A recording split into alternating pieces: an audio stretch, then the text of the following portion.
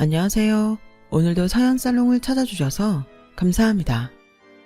저는 서울 외곽에서 개인 카페를 운영 중인 30대 중반의 자영업자입니다. 옛 속담에 가는 말이 고와야 오는 말이 곱다란 말이 있잖아요. 하지만 살아보니 세상이 꼭 그렇게 따박따박하진 않더라고요. 어렸을 때 저는 나쁜 사람은 무조건 벌을 받고 착한 사람은 보상을 받는다. 이 말을 정말 미련하리만치 믿은 답답이었어요. 대학에 입학하자마자 카페 아르바이트를 오랫동안 했어요. 제 꿈이 어릴 때부터 개인 카페를 차리는 것이었거든요. 하지만 저희 집 형편이 그렇게 넉넉한 편이 아니었기 때문에 진작에 포기했죠. 아르바이트에서 어느 세월에 돈 모아 창업하겠어요. 차라리 안정적인 직장에 들어가서 먼저 목돈을 만들고자 했어요. 그래서 졸업하고 작은 회사에 취직했어요. 벌이가 같은 업종에 비해 센 편이었지만 그만큼 몸이 고단했죠. 그리고 회사의 옆부서 언니의 소개로 남편을 만났습니다. 그 언니는 워낙 발이 넓어서 커플 메이커라 소문이 난 사람이었어요. 소개팅 자리를 잔뜩 기대하고 나갔어요. 연애를 많이 해본 편도 아니었고 소개팅은 태어나 처음이었거든요. 하지만 남편의 첫 인상은 그리 좋은 편이 아니었어요. 우선 첫 만남부터 지각을 한 거예요. 웬만큼 늦은 거면 말도 안 하죠. 하지만 자그마치 1시간이 넘게 늦지 뭐예요. 전 너무 화가 나서 자리에서 일어나려는 순간 남편이 소개팅 장소로 뛰어들어왔습니다. 남편은 너무 미안하다고 거듭 사과를 하더군요. 전 그냥 갈게요. 이렇게 예쁘신 분이 나오실 줄은 꿈에도 몰랐네요. 정말 미안해요. 어떻게 하면 용서를 받을 수 있을까요? 남편의 과장스러운 아첨에 저는 바보같이 기분이 풀리더군요. 그리고 그 이후로 남편과는 자연스레 연인관계가 되었죠. 연상을 만난 건 처음이었는데 남편은 가족처럼 절 잘 챙겨주고 다정하게 대해줬어요. 남편도 저처럼 회사원이었어요. 다만 다니는 회사가 저보다 더 괜찮았어요. 말하진 않았지만 눈치로 가늠하길 남편의 집안도 안정적인 것 같았습니다. 저는 일찍 아버지가 돌아가셨어요. 그래서 홀어머니와 저, 그리고 하나 있는 남동생이 가족의 전부예요. 어머니는 동네에서 부동산 사무실을 운영하세요. 물론 아버지의 빈자리를 느낄 때도 있었지만 세 식구 서로 의지하며 잘 살았죠. 정말 남부럽지 않은 화목한 가족이에요. 남편과 연애할 때 남동생은 군대에 있었고요. 솔직히 전 당시에 결혼 생각이 크게 없었어요. 결혼도 늦게 하는 추세였고 나이 때문에 결혼을 서두르는 건 좀 미련한 짓 같았어요. 그런데 남편은 저와의 결혼을 처음부터 당연히 생각하고 있더라고요. 전 남편에게 제 사정에 대해 미리 다 알려주었습니다. 당연히 집안 사정에 대해 말해야 된다고 생각했어요. 괜히 나중에 아버지 없어서 무시받거나 집안이 부유하지 않다고 상처받고 싶지 않았거든요. 괜찮아. 난 당신처럼 바르고 착한 여자는 본 적이 없어. 나만 믿고 몸만 와. 이렇게까지 듬직하게 말하는 남자는 본 적이 없어요. 그땐 제가 너무 순진했던 거죠. 그래서 정말 남편의 그 한마디 장담만 믿고 결혼을 결심하게 되었죠. 제가 연애를 조금만 더 해봤더라면, 좀 더 사람 보는 눈이 있었더라면 남편과 결혼을 그렇게 번갯불에 콩 볶듯이 하지는 않았을 겁니다. 상견례를 하는 날, 저는 시댁 식구들을 만나게 되었는데요. 그런데 아버님이 안 보이시더라고요. 시모는 아버님이 아침에 갑자기 급체를 해서 못 나온 것이라고 했죠. 어머, 그러시군요. 빨리 쾌차하셔야 할 텐데요.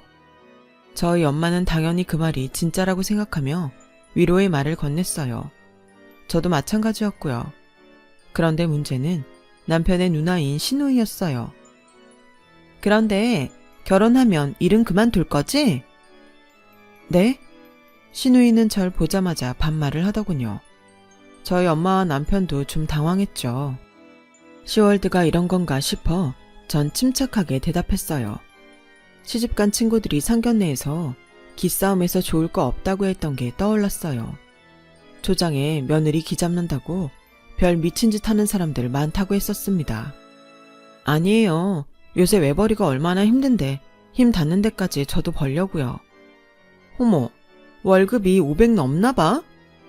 저는 정말 당황해서 아무 말도 하지 못했어요. 엄마도 너무 당황하셔서 절 쳐다보셨어요. 저희 엄마가 정말 순둥이시거든요. 마침 종업원이 음식을 가져와서 대화는 중단되었어요. 아마 그 자리에 제 남동생이 있었다면 상을 엎었을지도 모르겠습니다. 남동생은 그런 상황을 못 참거든요. 상견례는 무사히 마쳤어요. 저는 남편에게 신우이가 혹시 날 싫어하느냐고 대놓고 물었죠. 아니야, 신경 쓰지 마. 누나 성격 원래 저래. 부모님도 못 말려. 친해지면 쿨하다고 너도 좋아하게 될걸. 정말? 나 싫어하시는 거 아니지? 전 정말 남편의 말을 고지고대로 믿었어요. 아무 말이나 툭툭 내뱉는 신우이가 실은 시크하고 쿨한 여자라고요. 그리고 속으로 못 배운 사람이니까 내가 참아야지 했습니다. 그렇게 생각하니 마음이 편하더군요. 그리고 친정 엄마에게도 신우이의 성격을 잘 설명했어요. 그리고 그렇게 저희는 결혼을 하고 마침내 부부가 되었죠. 신혼생활하고 6개월은 정말 행복했어요. 그리고 나머지 6개월은 그저 그랬는데요. 저는 그게 권태기라고만 생각했어요. 다정하게 절 챙겨주던 남편은 퇴근하면 텔레비전만 보고 게임만 하는 무심하고 재미없는 사람이 되었거든요. 아침, 점심, 저녁 꼬박꼬박 밥 챙겨주는 게 제 일이더군요. 가정부 취급당하는 기분이었어요. 그리고 그 이유를 알게 된 데에는 오랜 시간이 걸리지 않았죠. 바람도 똑똑한 사람들이나 피우는 거더군요. 회식에 다녀온 남편이 술이 떡이 돼서 퇴근한 날이었죠. 전 곤드레 만들에 취한 남편의 꼬랑내 나는 양말을 벗겼어요. 땡큐. 정은아, 내가 너 사랑한다, 많이. 전 피식 웃었습니다. 그저 남편이 동료 여자 직원에게 하는 응원의 말이라고 생각했죠. 그런데 제가 남편의 양복 바지를 벗기려고 하자 남편의 입에선 충격적인 말이 나왔죠. 또 하자고? 아이, 너무 밝히네. 여기 회사예요. 간지러워. 남편의 추잡한 말에 전 얼음이 되고 말았어요. 남편은 그 뒤에도 음담패설이 섞인 술주정을 하더군요. 그리고 저는 남편의 양복 상의에 있는 핸드폰을 꺼냈죠. 역시나 비번이 걸려있더군요. 어떻게 할까 고민하다 전 남편의 자동차 열쇠를 들고 아파트 주차장으로 갔어요. 남편 차에 붙어있던 블랙박스를 꺼내 영상을 확인하게 되었어요. 오빠, 여기 차 아니야. 진짜 완전 은큼하다니까. 우리 요물, 네가 이렇게 예쁜데 내가 가만히 있겠어? 남편과 저는 권태기가 아니었습니다. 남편이 회사 동료와 바람이 났던 것이죠. 영상 속에서 남편과 여직원은 온갖 추태를 부리며 커플 행세를 하더군요. 다행히 차에서 그 짓거리는 하지 않더라고요. 다음날 전 여전히 술에 취해 정신을 차리지 못한 남편에게 블랙박스 동영상을 보여주었죠. 여보, 그게 아니라 다 오해야. 아니다, 내가 쳐 죽일 놈이야. 이혼해. 다행히 우리 사이에 애가 있는 것도 아니고 그냥 이 여자랑 살아. 남편이 무릎 꿇고 싹싹 빌더군요. 뭐든 다 해주겠다면서요. 제발 용서해달라고 했어요. 다 필요 없고 그냥 갈라서자고. 당신 카페 차리고 싶다며. 그거 내가 차려줄게. 그때까지도 이혼만 결심했던 저는 카페 소리에 마음이 흔들렸어요. 간통죄도 없어진 마당에 유책 쌓여도 전부 남편에게 있잖아요. 이대로 이혼하면 멀쩡히 저만 손해인 것 같았죠. 시모에게 5층짜리 상가 건물이 있어요. 마침 1층에 있던 옷집이 폐업해서 공실인 상태였고요. 남편은 자기가 시모를 설득해 카페를 내준다고 호언장담을 하더군요. 대신 나 바람핀 거는 우리 집에 비밀로 해주면 안 될까? 응? 그 여자랑 깊은 사이도 아니었고 진짜 잠깐의 일탈이었어. 일탈. 우리 집에서 알게 되면 나 쫓겨나고 유산이고 뭐고 하나도 못 받을 거야. 그리고 뜻밖의 시아버지 얘기를 들었어요. 이상하게 시댁에서는 시아버지 얘기만 나오면 쉬쉬하는 분위기였거든요. 게다가 결혼식 이후로 한 번도 본 적이 없었고요. 시댁에 잠깐 갈 때마다 시모는 시아버지가 지방에서 일을 하느라 잘 들어오지 않는다고만 둘러댔거든요. 그리고 바보 같은 전 그걸 고지곳대로 믿었고요. 사실 시아버지가 남편 어릴 때 바람나서 집 나갔답니다. 10몇 년 가까이 안 보고 살다가 어머니가 아들 결혼식장에 부르려고 수소문해서 겨우 찾았다더군요. 아무튼 그 이후로 집에서 바람난 사람이라고 하면 길길이 날뛰고 찢어 죽일 놈으로 본다더라고요. 속으로 부전자전이라 생각하기도 했어요. 그런 상태에 솔직히 저는 남편의 제안에 혹했어요. 결혼한 지 1년도 안 된 상태로 이혼을 하는 것도 마음에 걸렸고요. 일주일 동안 남편은 밖에서 지내며 저에게 애걸복걸 용서를 빌었어요. 전 각방을 쓰는 조건으로 일단 이혼은 보류한다 했죠. 그리고 남편은 정말 약속대로 시댁의 건물에 제 카페를 차려주었어요. 전 퇴사를 했고 하나부터 10까지 카페에 관련된 모든 일은 제가 처리했어요. 커피 공부도 정말 열심히 했고요. 이미 대학 때 바리스타 자격증도 따두었거든요. 사실 직장생활 중에도 제 마음 한구석에는 카페에 대한 열정과 욕심이 남아있었어요. 남들은 우습다고 생각할 수도 있겠지만 저에게는 정말 소중한 소망이었어요. 그런데 시누이의 불만이 좀 컸습니다. 시모 건물이기는 하나 관리는 시누이가 거진 다 하고 있거든요. 싸가지 없는 시누이에 대해서 설명을 해야겠네요. 시누이는 40대 이혼녀입니다. 엄청 어린 나이에 결혼을 했다가 이혼을 한 거라고 하더군요. 게다가 시누이의 결혼 상대는 애 딸린 유부남이었답니다. 시누이가 그 집 가정 풍비박산 내고 결혼을 강행했다네요. 그 성격에 안 봐도 뻔하죠. 그 남자를 이혼시키려고 별의 별짓 다 했을 게 분명합니다. 여튼 시누이는 카페 공사 중에도 찾아와 사사건건 트집을 잡았죠. 괜히 카페를 차려서 망하면 건물 값만 내려가는 거라고요. 시댁 건물이 몫이 좋긴 했지만 오래돼서 금간 곳도 많고 공사 비용도 많이 들었어요. 그리고 그 돈은 제 적금으로 해결했죠. 드디어 제 소망이 담긴 카페를 개업했습니다. 걱정이 많이 들었는데요. 생각보다 장사가 잘 되더군요. 준비를 오래 한 덕인지 금방 단골 손님이 늘었고 배달도 시작했죠. 하지만 이게 무슨 운명의 장난일까요? 얼마 후 출장을 간다고 지방으로 갔던 남편이 모텔에서 심장마비로 세상을 떠나버린 것입니다. 심지어 출장도 아닌 여직원과의 불륜여행이었죠. 다시는 안 만난다고 한 건 거짓말이었어요. 남편의 회사도 발칵 뒤집어졌어요. 알고 보니 그 여직원도 유부녀였다고 하네요. 사유야 어찌됐든 저 또한 큰 슬픔을 느꼈어요. 남편이 바람을 피웠지만 같이 살았던 정이 크긴 하더라고요. 한때는 그 사람과의 미래를 꿈꿨던 아내니까요. 하지만 시댁의 반응은 전혀 달랐어요. 시누이와 시모는 제 슬픔은 안중에도 없나 봐요. 장례식장에서부터 저를 남편 잡아먹은 년이라고 욕하더군요. 결국 저는 장례식장에서 남편의 불륜 사실을 시댁에 밝혔죠. 그런데 그 말을 듣고 난 후 시댁의 태도가 더 가관이었어요. 얼마나 뻔뻔하던지 아들이 바람피다 죽은 건 생각도 안 하나 봐요. 결혼한 지 1년도 안 됐는데 바람을 피는 건 여자가 잘못했다는 거지. 얼마나 처신을 못했으면 신혼인데 남자가 밖을 돌았겠어. 그래서 애비 없이 자란 것들은 집에 들이면 안 되는 건데. 저만 애비 없이 자랐나요? 남편도 애비 없이 자랐습니다. 어이가 없어서 말도 나오지 않았어요. 얼마 후 시모와 신우는 카페 건물에까지 찾아와 횡포를 부렸어요. 저를 쫓아내려는 거죠. 제 이름으로 된 건물도 아니니 법적으로도 전 아무 힘이 없었어요. 그런데 그 소식을 들은 엄마가 저 몰래 시누이를 찾아갔나 봐요. 과부된 딸 한 번만 도와주면 안 되겠냐 했답니다. 그랬더니 저희 엄마에게 이렇게 말했다고 하네요. 그렇게 절실하면 무릎이라도 꿇던가. 그럼 내가 생각이라도 해볼 수도 있지. 엄마는 결국 신우 앞에서 무릎을 꿇으셨대요. 전 정말 모르고 있었어요. 이 모든 사실은 신우이가 제게 전화를 해서 알게 된 사실이었어요. 그런데 니네 엄마가 진짜 나한테 무릎을 꿇긴 하더라? 엄마는 제게 끝까지 숨기실 생각이었나 봐요.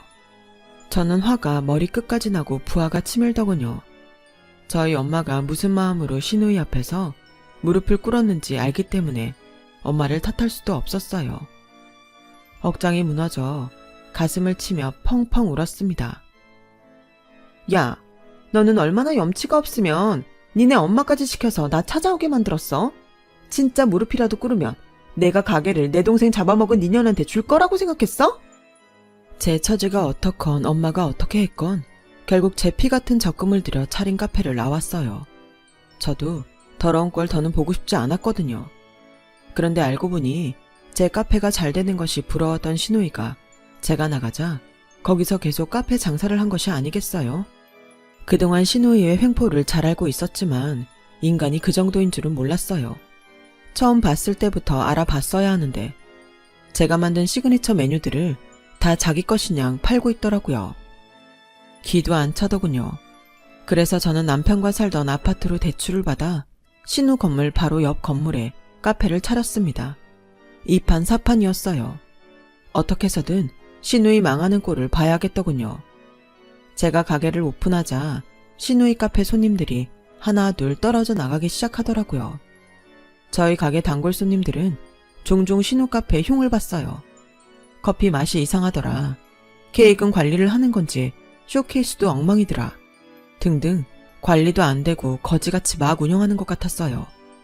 그렇게 정신없이 1년이 지났을 무렵 저희 카페는 SNS에서도 좀 유명해지기 시작했어요. 반면에 신우 카페는 알바생 월급도 못 줄 것 같더군요. 그게 현실이죠. 카페는 아무나 한답니까? 그리고 그 사이 저에게는 좋은 사람이 생겼어요.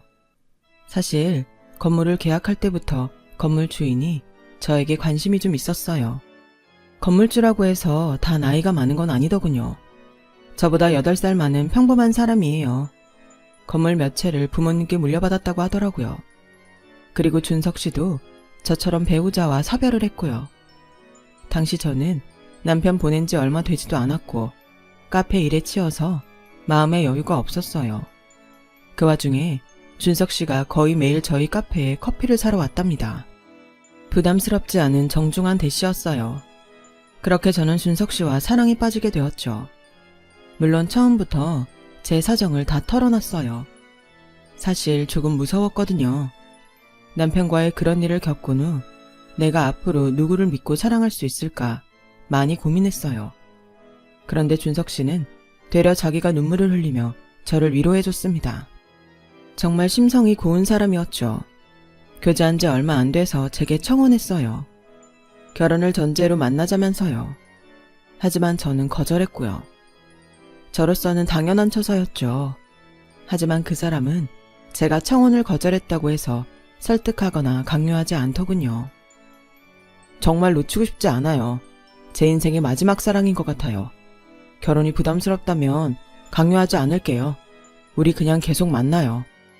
저는 이 말을 듣자 준석 씨가 진짜 괜찮은 사람이란 걸 깨달았어요. 번갯불에 콩 볶듯 결혼하자는 전 남편과는 하나부터 10까지 모두 달랐거든요. 저는 결국 청혼을 받아들였어요. 저희는 결혼식을 올리지 않고 혼인신고만 했죠. 저에 대한 배려였어요. 그리고 그 사람은 제게 선물이 있다고 하더라고요. 그가 바로 전 신우이의 건물을 매입할 거란 사실이었죠. 거의 경매로 넘어가기 일보 직전이라고 했어요. 놀랍기도 하고 의아했죠. 수소문에서 알아본 결과 신우이가 사기를 크게 당한 거였습니다. 그것도 결혼 사기였죠. 자기보다 한참 어린 헬스 트레이너랑 눈이 맞아서 결혼한다고 청첩장까지 다 뿌려놓은 상태였답니다. 그런데 알고 보니 남자가 제비였던 거죠. 헬스장 차려주려고 건물담보로 대출을 엄청나게 받아서 빚이 눈덩이가 된 거였어요. 멍청한 거 알았지만 그 정도일 줄은 몰랐어요. 얼마나 멍청해 보였으면 제비가 접근을 했답니까? 저는 이미 프랜차이즈를 몇 군데 낼 준비 중이었고 대출을 받아서 신우이의 건물을 그 사람과 같이 매입할 준비를 끝냈어요. 결국 제가 소망하던 일이 이루어진 순간인 거죠. 그런데 며칠 후 신우가 준석 씨에게 찾아왔어요. 부동산 중개인에게 진상을 부려 번호를 알아냈다더군요. 제 존재는 전혀 모르는 것 같았고요. 준석 씨는 사무실에 찾아온 신우를 보고 저에게 바로 연락을 했어요. 신우이는 준석 씨에게 다짜고짜 찾아와 제발 건물에 있는 가게를 계속 운영하게 해달라고 했다네요. 이대로 넘어가면 권리금도 못 받고 죽 서서 개주는 꼴이니까요. 신우는 사무실에 나타난 저를 보고 기겁을 했습니다. 네가 왜 여기 있냐며 당황스러워했죠. 그러자 그 사람은 저를 아내라고 소개했고요. 신우의 얼굴이 홍시처럼 시뻘개졌어요. 그런 표정 볼만하더군요. 저희가 부부라는 말을 듣자마자 신우이는 바로 저의 손을 잡고 친한 척을 하더라고요. 태어나 그렇게 염치 없는 사람은 처음 봤네요. 우리가 한때는 가족이었잖니. 너 이러면 안 되는 거다. 우리가 너한테 얼마나 잘해줬는데. 한 번만 도와줘. 너는 이 가게 없어도 잘 먹고 잘 살잖아. 빌빌대는 꼴이 볼만하더군요. 통쾌했지만 그간의 묵은 감정들이 그걸로 해결되지는 않았어요. 그리고 저희 엄마에게 했던 일이 생각났죠. 언젠가 똑같이 아니 몇 배로 갚아주겠다고 다짐했었죠. 그래서 저는 신우이가 저희 엄마에게 했던 것처럼 똑같이 했습니다. 그렇게 절실하면 무릎이라도 꿇고 빌어야 하는 거 아닌가? 우리 엄마 무릎은 꿇리더니 너도 우리 엄마 찾아가서 무릎 꿇어. 그럼 내가 생각해 볼게요. 신우이는 무슨 말을 하려다가 어버버거리더니 사무실을 박차고 나갔어요. 하지만 며칠 뒤 엄마에게 연락이 왔어요. 신우이가 과일 바구니를 들고 찾아와 무릎 꿇고 싹싹 빌었대요. 그리고 신우이는 저를 다시 찾아왔더군요. 뭔가 모르게 당당한 태도였죠. 글쎄, 저에게 뭐라는지 아세요? 정말 낯짝이 뻔뻔한 여자였어요. 들었지? 내가 너희 엄마 찾아가서 무릎 꿇고 사정한 거. 그럼 이제 다 용서한 거지? 가게는 언제 열게 해줄 거야? 내가 생각해 본댔지. 용서해준다고 했어요? 뭐? 네가 날 가지고 놀아? 생각 끝났네요. 건물에 당신 자리 내줄 생각 전혀 없어요. 나가요. 신우이는 자기 화를 못 참아서 사무실에 있는 물건을 마구잡이로 던지더군요. 경찰 부르기 전에 나가라고 했습니다. 그러게 사람이 사람한테 그렇게 함부로 하고 살면 쓰나요?